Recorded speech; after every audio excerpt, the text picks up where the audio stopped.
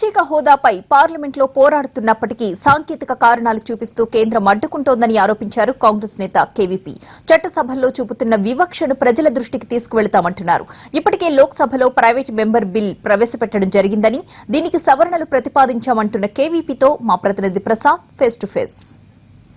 ప్రయోజనాలను పరిరక్షించే విషయంలో రాజ్యాంగపరంగా ఎదురవుతున్నటువంటి అనేక సమస్యలను, చట్టాలకు సంబంధించినటువంటి సవరణలు చేసే విషయంలో ప్రభుత్వం ఏమాత్రం పట్టించుకోని నేపథ్యంలో రాష్ట్రానికి చెందినటువంటి రాజ్యసభ సభ్యులు డాక్టర్ కేవీపీ రామచంద్రరావు తనకున్నటువంటి సర్వాధికారాలను ఉపయోగించుకొని ప్రైవేటు మెంబర్ల రూపంలో ప్రభుత్వం దృష్టికి తెచ్చేందుకు అనేక ప్రయత్నాలు చేస్తున్నారు. గతంలో విభజన చట్టానికి సంబంధించిన సవరణలు చేసే విషయంలో కూడా ప్రభుత్వం పట్టించుకోకపోతే ప్రైవేట్ మెంబర్ బిల్లును ప్రవేశపెట్టారు.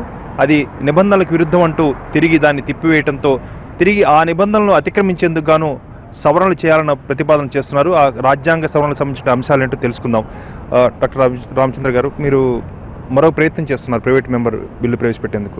దీనికి ఉన్నటువంటి నేపథ్యం ఏంటి? ఎందుకు ప్రవేశపెడుతున్నారు? నేను చేస్తున్న మరొక ప్రయత్నం మీరందరికీ తెలుసు, మీరందరూ చూశారు. నేను ఆంధ్రప్రదేశ్ విభజన చట్టంలో 2014లో ఉన్న అంశాలన్నింటినీ ప్రత్యేక కేటగిరీ స్టేటస్, పోలవరంతో సహా విభజన చట్టం అంశాలన్నింటినీ అమలు పరిచేలాగా ఒక ప్రైవేట్ మెంబర్ బిల్లుని రాజ్యసభలో ప్రవేశపెట్టడం, దాని మీద జరిగిన వివిధ రకాలైన చర్చలు, దాని మీద జరిగిన వివిధ రాజకీయ సమీకరణలు, దానికి వచ్చిన మద్దతు అంతా మీ అందరికీ తెలిసిన విషయమే. ఈ సందర్భంగా చిట్ట చివర బిల్లు ఆమోదించబడే దిశలో ఒక టెక్నికల్ ప్రాబ్లం తీసుకొని వచ్చి ఆ రోజు సభానాయకుడు ఫైనాన్స్ మినిస్టర్ అరుణ్ జైట్లీ గారు నిర్దాక్షిణ్యంగా, అప్రజాస్వామికంగా, అన్కాన్స్టిట్యూషనల్గా, రాజ్యాంగ విరుద్ధంగా దీన్ని ఫైనాన్స్ బిల్ అని ప్రకటించి దాని మీద ముద్ర వేసి దాన్ని లోక్సభకు పంపించి లోక్సభ స్పీకర్ గారిని పరిశీలించమనడం జరిగింది. దాని మీద లోక్సభ స్పీకర్ గారేమో అది ఫైనాన్స్ బిల్ కాదని చెప్తూనే దాని తర్వాత వారికి ఏ విధమైన అధికారాలు లేని సెక్రటరీ జనరల్ని, వాళ్ళ యొక్క అభిప్రాయాలని పరిగణలోకి తీసుకుంటూ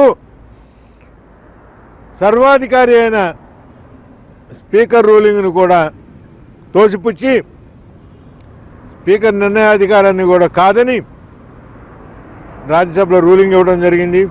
ఒక రాజ్యసభ సభ్యుడిగా రాజ్యసభ రూలింగ్ గురించి నేను రాజ్యసభలోనే ప్రశ్నించగలను, కానీ బయట దాని గురించి మాట్లాడటం సరైన రాజ్యాంగపరమైన చర్య కాదు. ఈ నేపథ్యంలో నేను ఈ చట్టసభల్లో జరుగుతున్న వివక్షని ప్రజల దృష్టికి, రాజకీయ నాయకుల దృష్టికి తీసుకురావడానికి, దాన్ని రాజ్యాంగాన్ని సవరించి ఫైనాన్స్ బిల్లు కూడా రాజ్యసభలో ప్రవేశపెట్టే అధికారాన్ని ఇస్తూ రాజ్యసభ సంబంధించిన సెక్షన్స్ని కాన్స్టిట్యూషన్లో అమెండ్ చేయవలసిందిగా ప్రార్థిస్తూ నేను ఒక ప్రైవేట్ మెంబర్ బిల్లు ప్రవేశపెట్టడం జరిగింది. ఆ ప్రైవేట్ మెంబర్ బిల్లు రాజ్యసభ ఆమోదం పొందింది. ఇవాళ దాన్ని ఇంట్రడ్యూస్ చేయబోతున్నాను. ఆ బిల్లులోని ముఖ్యాంశాలు ఏమిటంటే, దిస్ ఈజ్ నోన్ యాజ్, ఇది కాన్స్టిట్యూషనల్ అమెండ్మెంట్ బిల్ 2016 అంటారు. దీంట్లో this act may be called the constitutional amendment act 2016. ఇందులో కాన్స్టిట్యూషన్ ఆర్టికల్ 109కి, ఆర్టికల్ 117కి,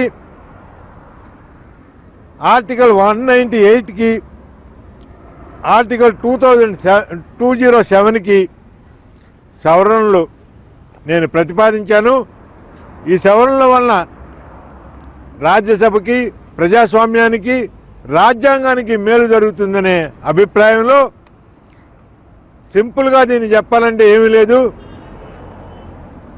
ఢిల్లీలో రాజ్యసభలోను, రాష్ట్రాల్లో కౌన్సిల్లోను ఫైనాన్స్ బిల్లుని ప్రవేశపెట్టడానికి అర్హత లభిస్తుంది ఈ కాన్స్టిట్యూషనల్ అమెండ్మెంట్ జరిగితే. దాని మీద ఫైనాన్షియల్ బిల్లును కూడా రాజ్యసభ చర్చించడానికి, కౌన్సిల్స్ చర్చించడానికి మార్గం ఏర్పడుతుంది. రాజ్యసభ సంబంధిత కౌన్సిళ్ళు చర్చించి ఆ ఫైనాన్స్ బిల్లు సక్రమైందేనని వారు భావిస్తే దాన్ని టేకప్ చేయవలసిందిగా వారు లోక్సభకి రికమెండ్ చేసి పంపించడానికి వెలుసుబాటు లభిస్తుంది. అంతిమంగా నిర్ణయం తీసుకోవాల్సింది లోక్సభే. లోక్సభ దాన్ని ఎప్పుడైనా టర్న్ డౌన్ చేయొచ్చు. లోక్సభ అంగీకరించని ఫైనాన్స్ బిల్లు ఆమోదం పొందదు. ఆ విషయంలో నాకు ఏ విధమైన అనుమానం లేదు. మరి కానీ పెద్దల సభ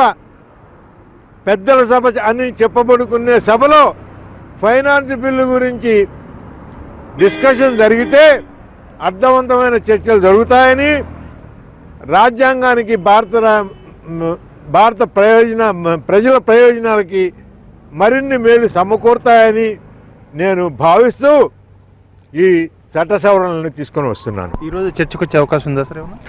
ఈవేళ చర్చకి రాదండి. ఈవేళ నేను permission to introduce the bill తీసుకోవడానికి ప్రవేశపెడుతూ ఉన్నాను. దీని మీద ఈవేళ ఇంట్రడక్షన్ అయిపోయిన తర్వాత ధర్మిలా ఇది తర్వాత చర్చకు వస్తుంది. మొత్తానికి ఆర్థిక బిల్లును రాజ్యసభలో కూడా ప్రవేశపెట్టచ్చు. అదేవిధంగా రాష్ట్రాల్లో ఉన్నటువంటి మండలంలో కూడా ప్రవేశపెట్టేందుకు ఈ సవరణ బిల్లు ఒక ఆయుధంగా ఏర్పడుతుందని, అదేవిధంగా ప్రజాస్వామ్య పరిపుష్టం చేసేందుకు ఇది దోహదం చేస్తుందన్న అభిప్రాయంతోనే ఈ ప్రైవేట్ మెంబర్ బిల్లును ప్రవేశపెట్టేందుకు పూనుకున్నారని చెప్పి డాక్టర్ కేవీ రామచంద్రన్ చెప్తున్నారు. ప్రసాద్, ఎన్టీవీ, న్యూఢిల్లీ.